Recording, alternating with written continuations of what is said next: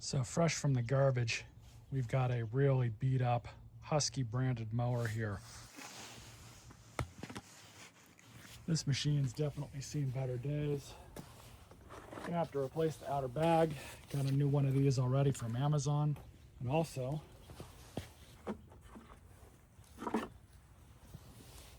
gonna have to replace the filter cover too, and probably this filter. This filter doesn't look that bad, it's just a little old. So I might save that, but we'll see. Yeah, filter cover's broken, so we'll have to address that. I don't think there's any gas in it. Nope, bone dry, so that's a big positive. Let's look at the underside. Not horrible. A little dirty, but that blade looks like it's still good. We'll pull that off and give it a sharpen and balance and see how that does us.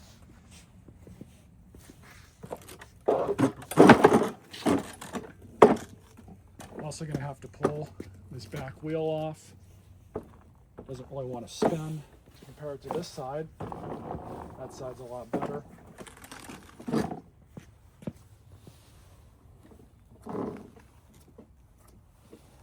That wheel is going to have to come off. We'll grease that. Same with that one. And we should be all right at that point. So what I'm going to do is get some tools together, and then we'll start pulling this thing apart. So the first thing we can do is address these wheels.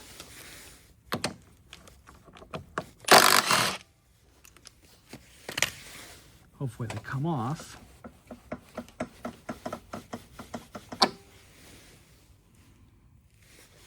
Not seeing any rust inside, but we can always throw some grease in there.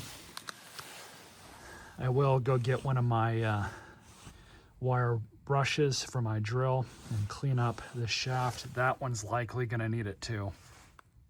So doing this, you can either use an angle grinder with the appropriate attachment on it, or you can use something like this.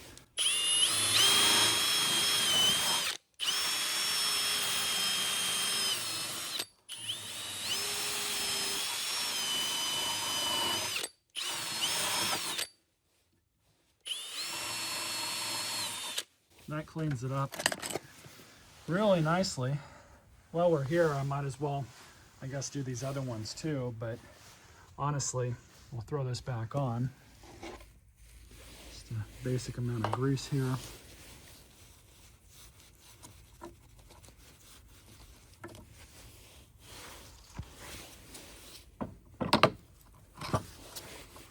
Much better.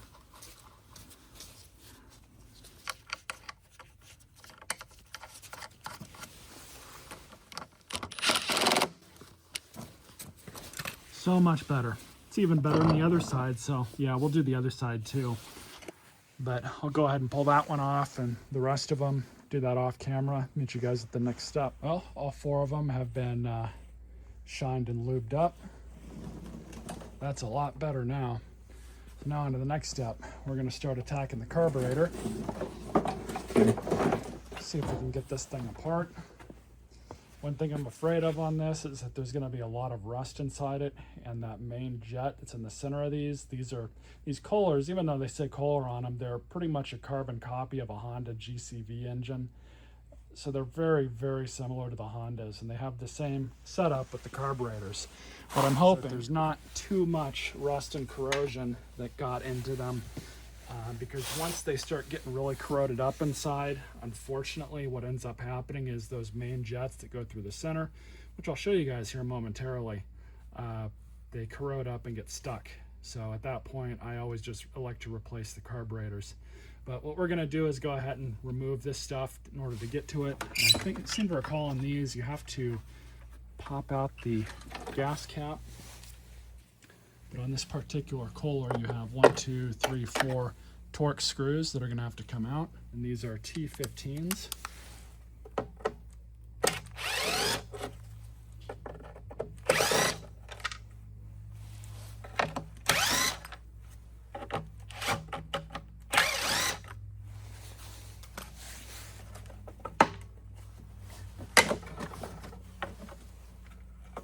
I'm always kind of leery with pulling stuff off like this, but since we can pull this off in one piece, I'm just going to stick the hardware back into it and set that off aside. So like everything else on Hondas or Kohlers or even the Chinese copycat engines, it's all held on pretty much by 10mm hardware, so nuts, bolts, whatever. If it's not a Phillips head screw, or in this case a Torx, it's going to be a 10mm. So we're going to go ahead and whip these 3 off, and we'll pull this gas tank and cover off.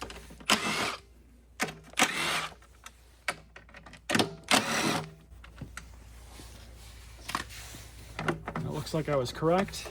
This does come off because, as you can see, it's all kind of integrated. But what I'm going to do is just set it back like that so it's kind of out of the way.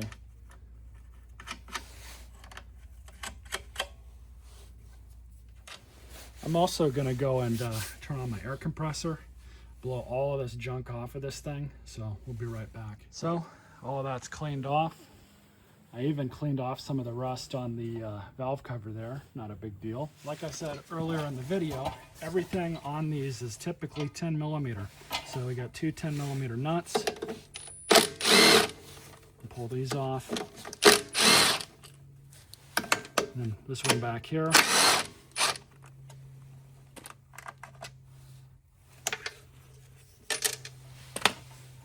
And now you have the first part of what I call the Honda sandwich.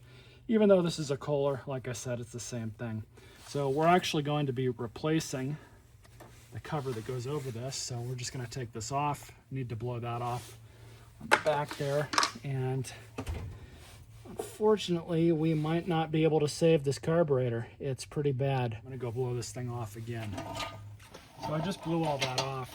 And what's really not a good sign for any carburetor like this one's kind of got a funky design to it with this choke deal here. But typically when your linkages no longer want to move, not a good sign. And also we got this bushing coming off too. Looks like that goes onto the cover. We're just gonna have to pull this thing off as best we can.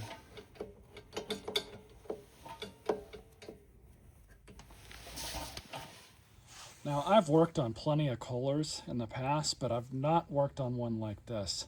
This one, it's really different compared to a Honda, because with a Honda, the automatic choke system is totally a different design. This one, we have to remove this. Hopefully it won't break.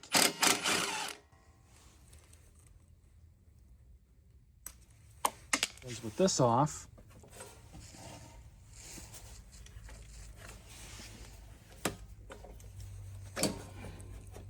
looks like we got one more down here because, you know, why not? You can see that nut right there. Probably gonna have to take the spark plug out. I guess we got to take this plug out anyways, so we'll just remove it.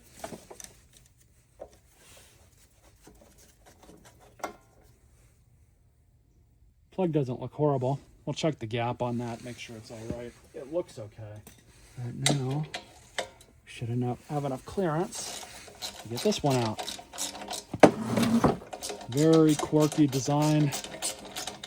It's more or less a copy of a Honda design, like I was saying, but they do just enough different to say it's not a complete copy. That's how they can get away with, you know, basically stealing somebody else's IP. Well, here you can see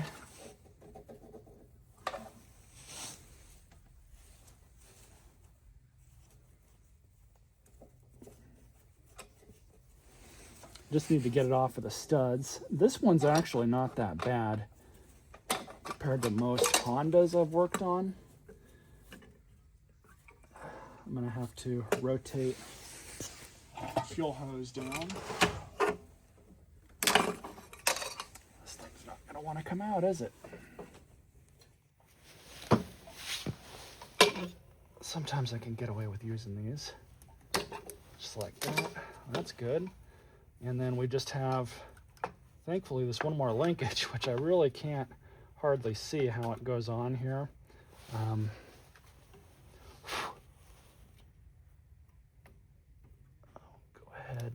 carefully pull that off and out. Now, I'm not entirely sure this carburetor is going to be worth saving. It's in very rough condition. The valves don't want to open and close all that easily. I might be wrong, but I'm going to throw this thing in my ultrasonic cleaner, and hopefully we can get it going again. All right, so this is my ultrasonic cleaner, and what I'm going to do, I think that'll fit in there, but I'm not going to actually stick this thing all the way in.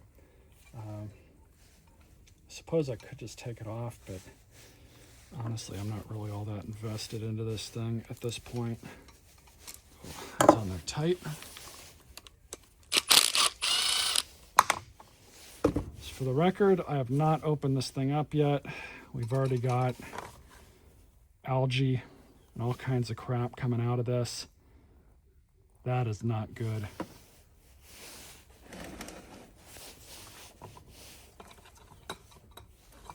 I think this carburetor is about done. Yeah, that is really, really bad. Unfortunately, I don't think we're going to save this one. But we'll try for the video. I'm already this far. I might as well just press on, see what we can do with it. So, man, that's all varnish. That's all old fuel. This thing is awful. Just awful.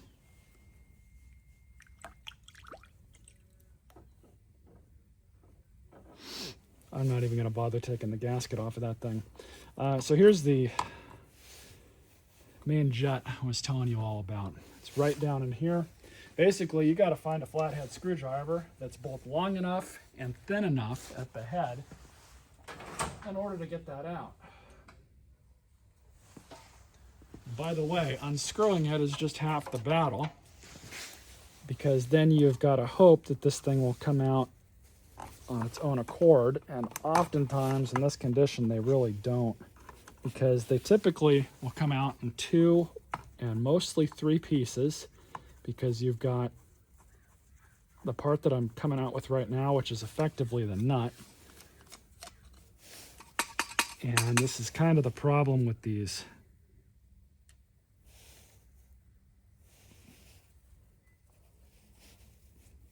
You gotta put just enough pressure on them so that you can keep the screwdriver on it.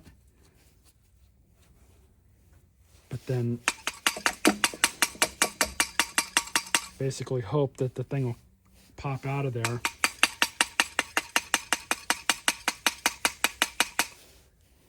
This one's starting to come out.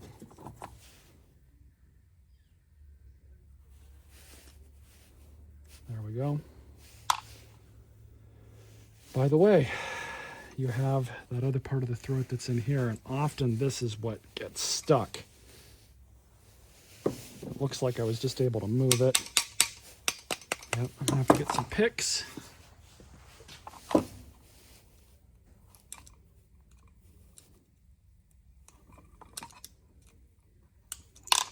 There we go. Never had one come out that easily before. This is a 2-piece design, as you all can clearly see. This is where these things like to gum up. And I can tell that this thing is, in fact, gummed up. And they also like to gum up down here. So what we're going to do is just toss these in, clean them off. I'm going to go through them with a wire. Now this one, on the other hand, might not get as lucky with, but anyways, we'll stick this in as well. Try and find the best angle for it to get in. So we'll see what happens. I'm gonna let this thing run for a while and kind of go from there. Like I said, I'm not holding out hope here. I'm really not. I think I'm gonna have to end up buying an aftermarket carburetor for this thing, because I think it's, I think we're done with it. I really do. When you got fuel that looks like that with all the bubbles in it, that's all water. So I'm not surprised, but unfortunately I don't think I'm going to be able to save this thing. I'm going to look and see if I can get a good use or a good replacement carburetor off of Amazon. This thing's just got too much algae and crap in it built up. I could spend, you know, an hour, 2 hours going through this thing, completely trying to clean it out, only to, when I get it back together, it not wanting to run right. I've had that happen before where I've spent a ton of time on stuff like this, trying to get it, you know, as clean as I could get it, only for it to just not work. So it's got all this deposit in the bowl. I'm not even going to bother with it. I'm going to see if I can get a good one off of Amazon and go from there. This mower should be savable. It does still have compression. Just got to get some more parts.